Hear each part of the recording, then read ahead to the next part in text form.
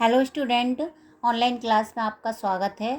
संस्कृत के अंदर हम आज उपसर्गों का अध्ययन करेंगे, ठीक है ना। तो उपसर्ग किसे कहते हैं या उपसर्ग शब्द का निर्माण कैसे हुआ। उपसर्ग, उपसर्ग, सृज धातु और गण प्रत्यय इनसे मिलकर के बनाया अपना उपसर्ग, ठीक है ना। उपसर्ग, सृज धातु, घन प्रत्यय इनसे मिलकर के, जिसका अर्थ होता है समीप, पास, ठीक है ना।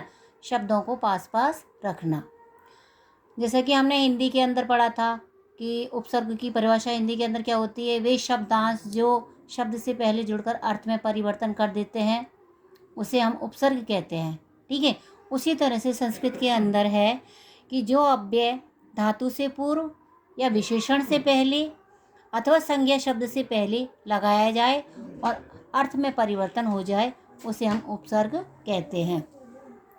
उपसर्ग की परिभाषा, जो अव्यय शब्द, अव्यय आप जानते हो, अव्यय शब्द किसे कहते हैं, जिनके रूप नहीं चलते अर्थात अविकारी, ठीक है ना। तो जो अव्यय शब्द धातु, विशेषण या संज्ञा इन शब्दों से पहले जुड़ते हैं उन्हें हम कहते हैं उपसर्ग, ठीक है ना। उपसर्गों की संख्या कितनी होती है? 22। कितनी संख्या होती है? 22। 22 के अंदर जैसे प्र, परा, प्रे, परा, वी, आ, नी, अधि, अपि, अति, सु, उद, अभि, प्रति, परि, उप, निस, दुर आदि शब्द, आदि जो उपसर्ग हैं ये टोटल 22 होते हैं। कितने होते हैं? 22 होते हैं। इनकी संख्या 22 होती है। लेकिन अपने कोर्स में जो दिए गए हैं 6 उपसर्गों का अध्ययन दिया गया है, या इसका 6 उपसर्गों का हमको अध्ययन करना है, जिसमें से फर्स्ट है अपना प्रे उपसर्ग। क्या है? प्रे। अब प्रे जो उपसर्ग है अपना, वो प्रे उपसर्ग ये किस अर्थ में प्रयुक्त होता है? प्रकृष्ट, श्रेष्ठ, उत्कृष्ट, अधिकम, इन शब्दों के साथ में प्रे उपसर्गों का प्रयोग किया जाता है। प्रे का किस में प्रयोग होता है? प्रकृष्ट, उच्च कोटि का, श्रेष्ठ, उत्कृष्ट, अधिकम, इन शब्दों के साथ में प्रे उपसर्ग का प्रयोग होता है, ठीक है ना।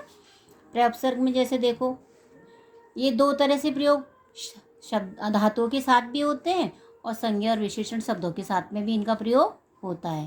धातुओं के साथ और संज्ञा और विशेषण शब्दों के साथ, इन दोनों के साथ में इनका प्रयोग होता है। अब जैसे देखो, धातुओं का अलग तरह से है और इसमें संज्ञा और विशेषण शब्दों में जैसे देखो, प्रेजते, प्रियानम, प्रकृति, प्रमत्तः, प्रकाशः, प्रजा।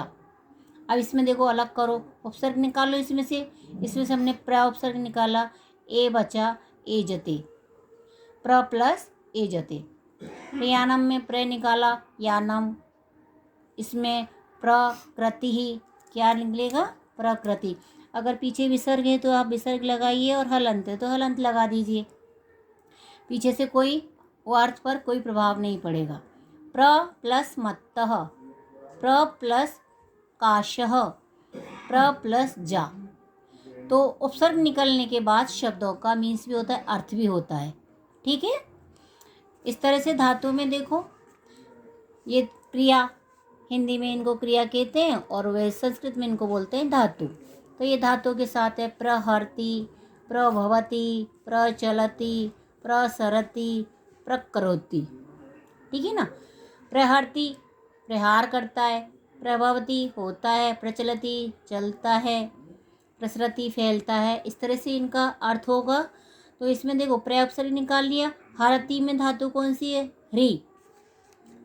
कौन सी धातु है इसके अंदर? ह्री धातु। ह्री मीन्स हरण करना। भवती के अंदर कौन सी धातु है? भू। भू मीन्स होना। चलती में चल धातु है, चलना। सरति में फैलना, सर धातु। और करोति में क्री। इस तरह से ये धातुएं हो गई, ठीक है ना। तो धातुओं के साथ आपको इस तरह से निकालना है।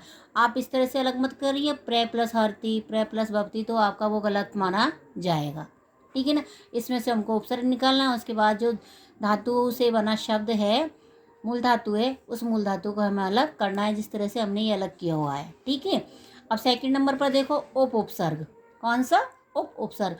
उप जो होता है समीप अर्थ या निकट, इन दोनों अर्थों में इसका प्रयोग किया जाता है। उप मीन्स पास, संस्कृत में आपने पढ़ा होगा। द्वितीय धातु में उप मीन्स समीप या पास या निकट, इन अर्थों में इसका प्रयोग किया जाता है। जैसे उपचार, उपदेश, उपयोग, उपयोग है ना, उपचार, उपदेश, उपयोग, उपवास, उपहार, ये जो शब्द हैं विशेषण शब्द और ये संज्ञा शब्दों के साथ में, तो इनका जैसे उप प्लस योग, उप प्लस बासह, उप प्लस हार, तो इनको अलग करने में तो हमें कोई दिक्कत नहीं आती है, क्योंकि धातुएं नहीं होती हैं, शब्द जो होता है पीछे का वही की वही हम लिख देते हैं। ठीक है। अब इसमें देखो उपविशति पास बैठता है, उपकरोति उपकार करता है, उपगच्छति उपगच्छति पास जाता है, उपदिष्टि उपदेश देता है, उपनेति पास ले जाता है, उपविशति पास बैठता है, उपचरति उपचार करता है। तो इसमें आपने देखा कि उप मीन्स पास या निकट के अर्थ में प्रयोग हो रहा है। तो इसमें देखो, इसमें उपगच्छति में क्या है, उप उपसर्ग निकालो, इसमें से उप निकालिए, इसमें से उप निकालिए, इसमें से सभी में से उप उपसर्ग निकाल लो।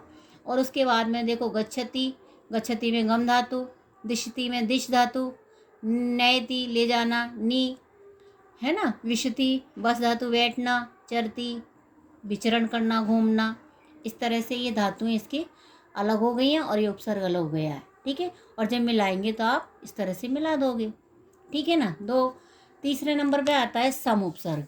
सम उपसर्ग का प्रयोग सुष्टु, सुष्टु मीन्स ठीक अच्छा, सम्यक प्रकारेण वही ठीक प्रकार से, सम्यक मीन्स ठीक प्रकार से, आदि शब्दों के साथ में अर्थ के साथ में इनका प्रयोग होता है। सम, अब संगति, संन्यास, सम्मेलनम, समाप्तः, संतापः, समारोह, समीक्षाः, समाचारः, संतोषः। इस तरह से देखिए अब संगति, अब जिसमें अनुस्वार ऊपर बिंदी जो होती है इसको हम अनुस्वार बोलते हैं। क्या बोलते हैं? अनुस्वार। अब इसमें सम हमको दिखाई नहीं दे रहा है, लेकिन जहाँ भी हमें बिंदी यानी अनुस्वार का प्रयोग हुआ है इसको हमें मैं बनाना है। क्या बनाना है? हलंत वाला आदम में। ठीक है। तो इसको सम प्लस गति, सम प्लस न्यास, इसमें देखो सम्मेलनम में सम दे ही रखा है आधा, तो सम प्लस मेलनम। समाप्ते में माँ आ रहा है, तो इसमें से आधा में निकाल लिया हमने सम, और आ बच गया आप्तः, समाप्तः। तो इसमें स्वर के साथ है, आ के साथ, तो इसको आधा अक्षर यानी हलंत आधा में निकाल लिए, और उसके बाद आप्त हो गया समाप्तः। संतापः वही अनुस्वार आया, इसको सम बनाओ, मैं बना दो सम प्लस ताप, सम प्लस आरोह। अब इसमें समा आ रहा है, आ इसमें से आधा मैं निकालो हलंत वाला, बचा क्या? आरोह। ठीक है। समीक्षा इसी तरह से देखो, आधा में हलन निकाल लिया, सम उपसर्ग निकाल लिया, और इसमें से उसके बाद बनेगा इच्छा। समाचार इसी तरह से ये है सम प्लस आचार, समतोष। अब इसमें ने है, तो ने का भी क्या है? मैं हो जाता है। ये क्या हो जाता है? पंचम वर्ण न हो जाता है, तो ये बनेगा संतोष। ठीक है। इस तरह से इस जो बिंदियाँ जिनको अनुसार कहते हैं इनका भी मैं ही बनेगा, ये चीज़ आप ध्यान रखनी होगी। ठीक है। संभवती, संगच्छति ये धातुओं के साथ है, समीक्षते, संहरति, संहरति, संस्करोति है ना, संतोष्यति, संभाषते। अब इसमें देखो धातु निकालो, ये बिंदी वाली आ गई तो वही सम सम निकल गया, इसमें से अनुस्वार के मैं बन गया। और गम भू धातु है, भू, गच्छति में गम, ईक्षते में ईक्ष धातु होती है देखना, ईक्ष मीन्स देखना। संहर, संहरती है, संहरती, संहरती में ह्री धातु आएगी। कौन सी धातु आएगी? ह्री, हरण करना। संकरो, समकरोति इसमें सम क्री धातु निकलेगी। सम तुष धातु, तुष यानी संतुष्ट होना। सम प्लस भास, भास मीन्स कहना है ना, भू होना, गम जाना, इक्ष देखना, हिरण करना, क्री करना, तो संतुष्ट होना, भास कहना। इस तरह से ये धातु हो गई। आपकी, और ये इस तरह से आपके निकल जाएंगे, ठीक है ना। इन अनुस्वार का ध्यान रखना कि हमेशा इसका मैं बनेगा, और सन ने आ रहा है कहीं पर भी ने, तो वो भी मैं में ही इसका बदल जाएगा, पंचवर्ण हो जाएगा, ठीक है। अब फोर्थ देखो, अनु उपसर्ग। अनु जो उपसर्ग है वो पश्चात अर्थ अर्थात पीछे, पीछे के अर्थ में प्रयोग होता है। किसके अर्थ में होता है? पीछे के में। अनुकरणम पीछे कर्ण, अनुकूल, अनुज, अनुक्रोश, अनुभव, अनुसारः, अनुरागः, अनुवादः। तो इसमें अनु उपसर्ग निकालो आप सब में से, जो पीछे का शब्द बसता है वो ये पीछे वाला जो पद है ना, कर्णम, कूलः, ज, क्रोशः, है ना, भवः, सारा, रागः, वादः, ये तो इसमें इसको इनको अलग करने में हमें कोई दिक्कत ही नहीं है, पहचान लेंगे हम तुरंत से, ठीक है। अब देखो धातुओं के साथ, अनुभवती, अनुगच्छति, अनुसरति, अनुकरोति, अनुधावति, अनुबदति, अनुपश्यति, अनुपठति, है ना। अनुभवती होता है, अनुगच्छति पीछे जाता है, अनुसरति पीछे अनुसरण करता है ना, अनुकरोति पीछे करता है, अनुधावती पीछे दौड़ता है, अनुवत्ति पीछे से बोलता है, अनुपश्यति पीछे देखता है, इस तरह से यानी पीछे पीछे यानी पश्चात अर्थ आ रहा है इसका। और वही उपसर्ग इसमें धातु निकाल लो, भवती भू, गम, गच्छति, सरती में सर धातु, करोति में क्री, धाव, बद बोलना, पश्य, अपश्य के लो या दृश्य धातु, किसी से भी हम इसको इंगित कर सकते हैं, दृश्य धातु या पश्य, और पट धातु, इस तरह से इनका प्रयोग होगा, ठीक है ना। नेक्स्ट देखो, दुस उपसर्ग कौन सा है? दुस, जो अवर यानी दुष्ट या कठिन, इन दो शब्दों के अर्थ में प्रयुक्त किया जाता है। एक तो अवर मीन्स होता है दुष्ट, और एक कठिन, इन दो शब्दों के अर्थ में इसका प्रयोग किया जाता है।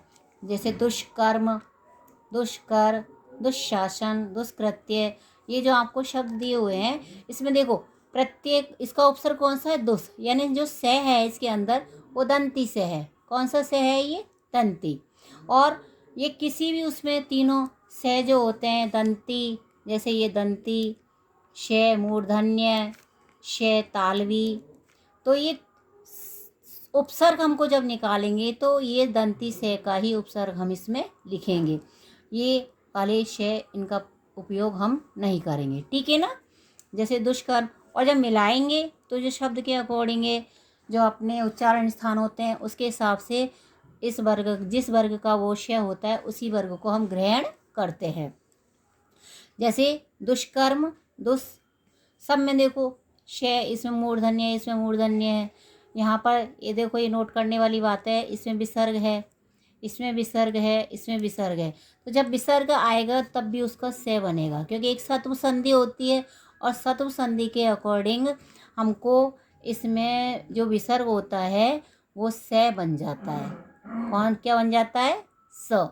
तो ये विसर्ग के स्थान पर से बना दुःशासन, दुष्कृत्य, दुःस्वप्न, दुस्सह। उपसर्ग हम दुस ही निकालेंगे, ये श या ये वाला श हम इसका प्रयोग इसके अंदर नहीं करेंगे, और जो शब्द निकल रहा है वो वैसे की वैसे लिख देंगे। ऐसे ही देखो धातुओं के साथ, दुस्सरति, दुष्करोति, दुस्तरति, दुस्सहते, चरति, ठीक है। इसमें भी वही है, श अलग अलग श आ रहे हैं, लेकिन हम वही उपसर्ग का से निकालें, दंती वाला से, ठीक है। और वही सरती में धातु कौन सी आएगी? सर, चलना, अनुसरण करना।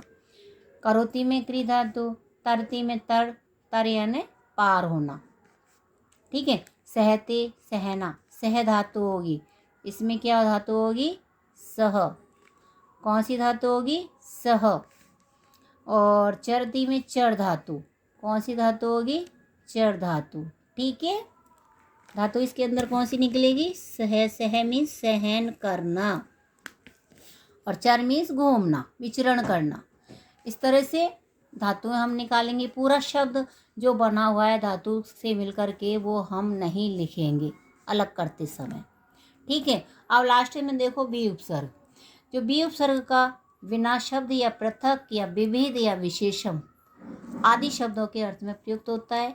भी उपसर्ग का बिना, पृथक मीन्स अलग, विविध यानी अनेक प्रकार से, विशेषण विशेष आदि अर्थों में इसका अर्थ प्रयुक्त होता है। ठीक है, शब्दों के साथ देखो संज्ञा इनके साथ में वियुक्तः, विशेषः, विचारः, विकटः, विकल्पः, विक्रमः, विवाह, विकल्पः।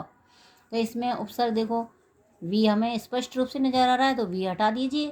फिर इसके बाद में जो भी शब्द हैं जुड़े हुए वो ज्यों की त्यों होंगे। युक्तः, शेष, चार, कट जो पीछे हैं वो सेम आ जाएंगे, तो अलग करने में हमें कोई दिक्कत नहीं आएगी। और इनको मिलाएंगे तब भी हमें दिक्कत नहीं आएगी, क्योंकि ज्यों की त्यों वो मिल जाएंगे। ठीक है, अब इसमें देखो धातुओं के साथ में क्या होगा, ये धातु के साथ में है तो धातु में वि हसती, हंसता है, विनयति विनम्रता हो, विचरती घूमता है, विकरोति विहरती विहार करता है, विवति विवाद करता है, विकसती खेलता है, विनश्यति नष्ट होता है।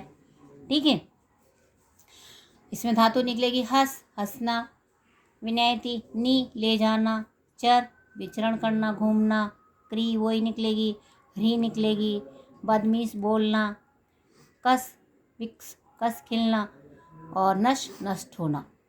ये आदि तो अब इसके साथ में ये नहीं करेंगे बी प्लस हसती, बी प्लस नयति, वो आपका गलत हो जाएगा। ठीक है, और मिलाते समय जब हम इनको मिलाएंगे कि बी प्लस हस को शब्द उपसर्ग सहित इसको जोड़िए, तो जोड़ने पर क्या करेंगे, हस शब्द से बनाएंगे हसती, नयति, चरती, इस तरह से इनको याद करेंगे। ठीक है ना, तो जोड़ना और तोड़ना यानी उपसर्ग युक्त शब्दों को अलग करना और उपसर्ग युक्त शब्दों को जोड़ना, दोनों तरह से आपके एग्जाम में प्रश्न उत्तर आएंगे और दोनों तरह से हमको याद रखना है। इसमें तो हमें कोई कठिनाई नहीं आएगी, लेकिन धातुओं के साथ जो धातु हैं उनसे किस तरह से शब्द बनते हैं धातुओं के, वो हमें याद रखने पड़ेंगे। ठीक है ना, तो आपको समझ में आ गया होगा। उपसर्ग, उपसर्ग की परिभाषा किसे कहते हैं, उपसर्ग जो अव्यय शब्द धातु से, विशेषण से, संज्ञा से पहले लगते हैं उसे हम उपसर्ग कहते हैं। ठीक है, एक बार इसको चैप्टर को फिर से याद कीजिएगा।